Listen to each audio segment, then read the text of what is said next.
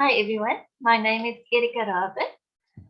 I'm a social worker from South Africa where I practiced for 10 years in the field of children and families, and then also more recently as a probation officer with a focus on juvenile justice. And currently I'm a master's student on the Erasmus Mundus ADVANCES program. I'm in the final stretch currently in Lisbon doing the final data analysis for my research study. And this wonderful conference comes at a very timely manner for me because it's actually in the last year where I really got to know this concept of eco-social work and green social work. And I also chose to follow this topic for my thesis title, which is Environmental Rights as Children Rights, the argument for a more comprehensive risk assessment. So why did I choose to connect this eco-social work with child protection?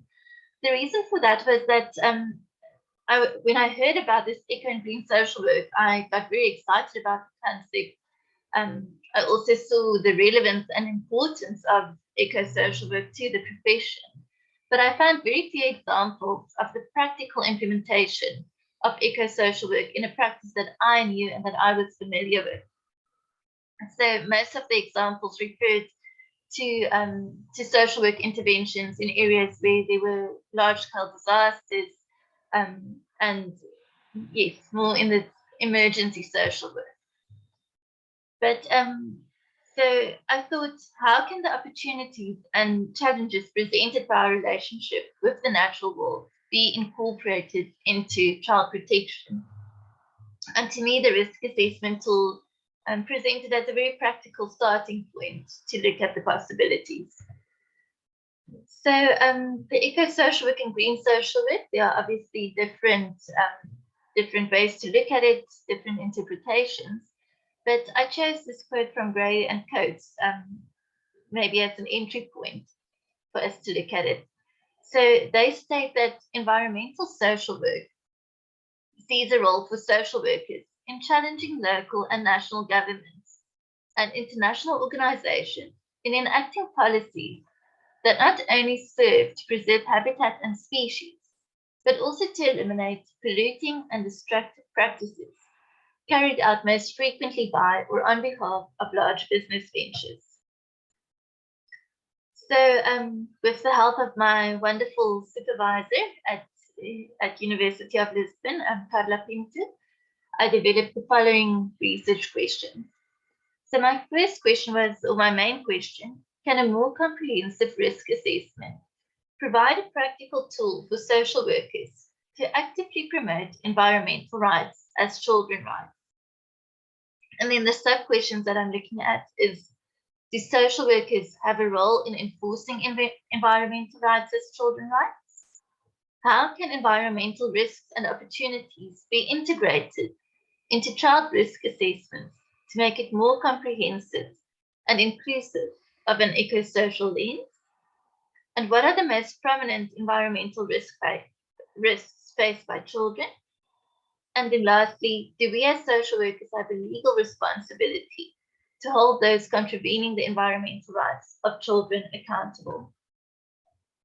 So for my data collection, very quickly, I follow a qualitative participatory action research approach. Initially, I was looking to do focus group discussions, but it ended up being quite challenging to get a large enough group of people together online to qualify it as focus groups. So instead, I opted for semi-structured interviews that they were conducted online. I also tested the use of qualitative online questionnaires, from which I received 7 responses. But I will mostly focus on the responses that I got from the interviews.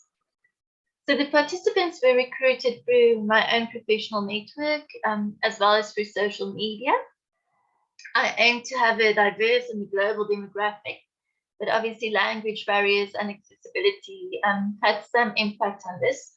But there you can see the participants came from quite a variety of countries and continents.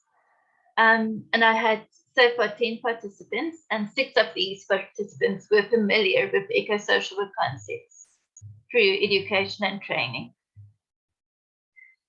So as I said earlier, I'm in the midst now of coding and analyzing the data. In the same week that this conference will be taking place, I will also be presenting my final thesis in Warsaw. So then I will have more concrete findings, but I would like to share the preliminary findings that I have so far with you. So the codes and the things that I'm currently working with is I'm looking at the responsibility of social workers, the environmental risks and possibilities identified, the context in which these interventions take place, power relations and political challenges, and also social work research as a space for professional reflection, and lastly, the shared responsibility with other stakeholders. So in terms of participant responses that I found interesting so far, when looking at environmental risks and possibilities, the focus still often tends to move to the social environment of the child. Although upon reflection, risks and opportunities in the natural environment become more obvious. So when asking the participants what they understand around the topic of environment, these are two of the answers that I got. One said, at the beginning of my social work career, I used to consider it as resources in terms of human resources around the children and the community. And then I realized actually the environment is more than the people, because I did have to use the natural world. To me, that was very interesting, to put those natural environmental aspects into protecting these children from harm and abuse in a way that was different from the social work that I practiced. And then the second participant said, I think in the language that's probably about environment, when in practice, what that means is looking at things like home conditions, housing conditions, like overcrowding, very much about sort of like the social environment. But I was thinking after reading the case study, like I don't think we've ever commented on whether or not the child lives in a really highly industrial area, or if they live in like an area of poor quality. And then when looking at the role and responsibility of social workers in terms of protecting the environmental rights of children, it centered a lot around advocacy and education awareness. So one participant said, people don't understand the basic meaning of climate change and the effects. When disaster struck the community, people still believe that it is God responsible for that. That is why we need for social workers to be involved in educating communities to understand the environment, climate change. If they understand the environment, understand the activities, the negative activities they do towards the environment, they can be able to know that the effect is always coming back to them.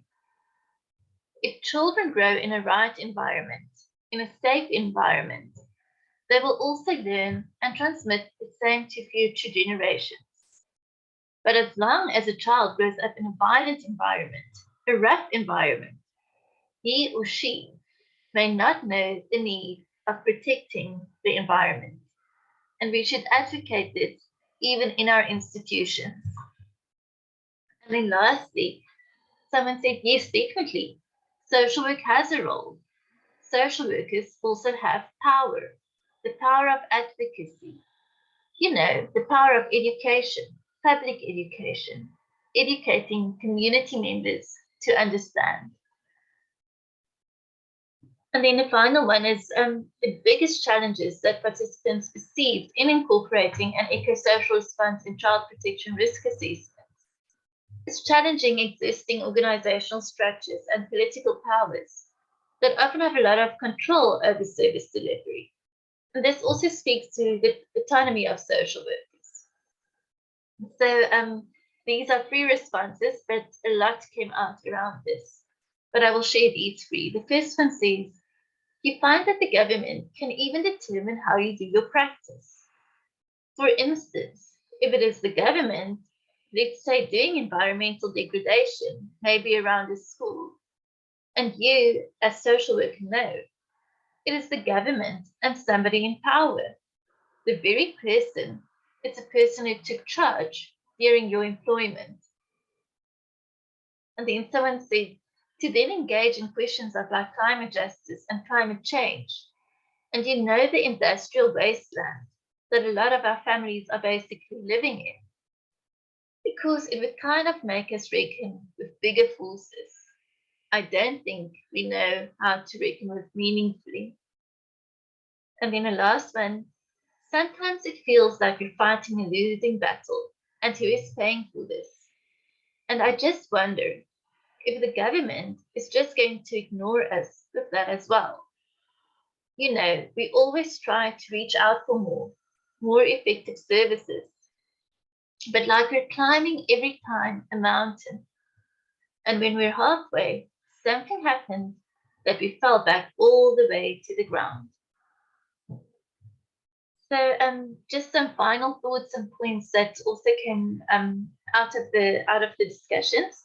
One very important thing was the importance of context. So even though the climate crisis is a global reality, it impacts very differently within local contexts. And then there was also one of the participants brought something up that is very close to my heart, and it's the link between the inclusion of Indigenous knowledge when we speak about environmental justice. And this participant is from Australia, and she spoke about how the risk assessments attempt to be more culturally sensitive. And when doing that, you can't ignore the important spiritual relationship that many or most Indigenous communities have with the land that they live on. And in this sense, it's also these communities that should be taking the lead and who already have the knowledge of how we could live more environmentally just and close with our natural environment. And then another thought is education and training in the field of eco-social work is crucial, because when social workers start to reflect and engage with the topic, they find new ways to look at their current interventions and to make connections between the relationship with the natural environment and its impact on service user functioning. So for many, it was just something that they've never thought about. But when the concept presented itself, it really became something to reflect on and engage with. And then the final thing is approaches to environmental risk factors must be in partnership with other stakeholders. But social workers can play an important role in highlighting these risks and advocating for better living conditions for our client systems or our service users. So thank you very much. And if you're interested to engage further on this topic with me or want more information on the thesis as soon as it's done, you're welcome to email me at the following email address.